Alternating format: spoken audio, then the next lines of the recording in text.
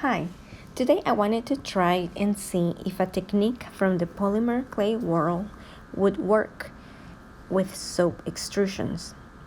The technique starts with a rainbow Skinner blend, named so after its creator, Judith Skinner. And I'm going to link a video below that shows how it's done.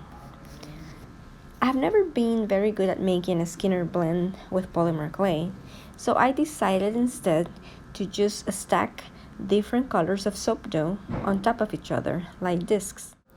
Unfortunately, my first attempt was not very successful, and I did not like the color of what was supposed to be orange, and it looked more like skin color. Okay, let me try again. This time I'm gonna use yellow, blue, some pink, and some purple. I quickly shaped some discs, and I believe that if I had been more careful and more exact on the shapes and thickness, my results would have been better for the second attempt. Okay, so I made little balls of all the colors and then I put them together. And now I'm just trying to squeeze them into a log.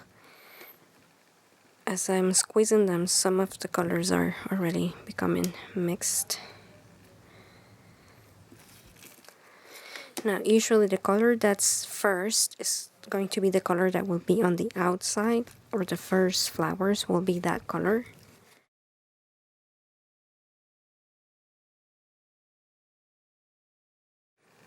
So I'm going to put the blue, for the blue to go first. I'm going to put the pushing disc. So then I put the disc there. And then the cover. Okay, it's coming out. You see some color variation. Oh, that's looking nice. So I'm using a tissue blade to cut it.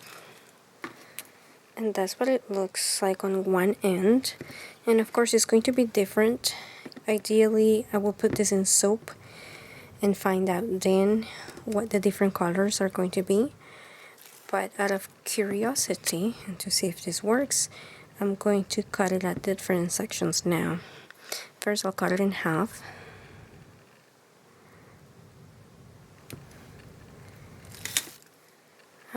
Here we have some gaps. So perhaps that wasn't the best spot to cut them. I'm going to cut it in half again. So at the beginning we have some of the pink and purple. Towards the end we have the yellow, which was our final color. Mix a little bit with the purple and pink.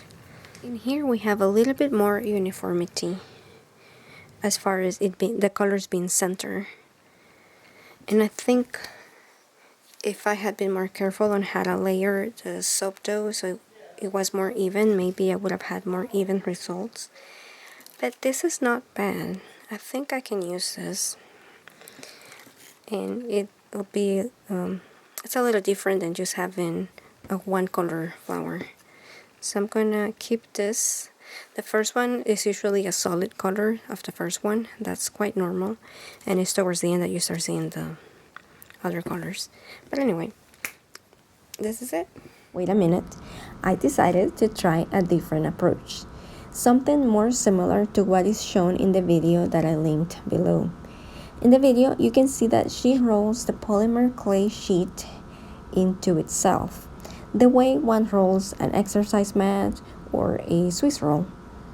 However, because I'm not doing the Skinner blend, I decided to make a solid color cylinder instead and wrap it around with layers of different colors. I lost the footage of when I did it, so this is a rough representation. Next, I'll show you how this flower embeds look in the final soap bars. I will say that I prefer the last method better because it seems to have kept a more even distribution of the colors in the final extrusion. Anyway, thank you for watching and I'll see you next time. Bye.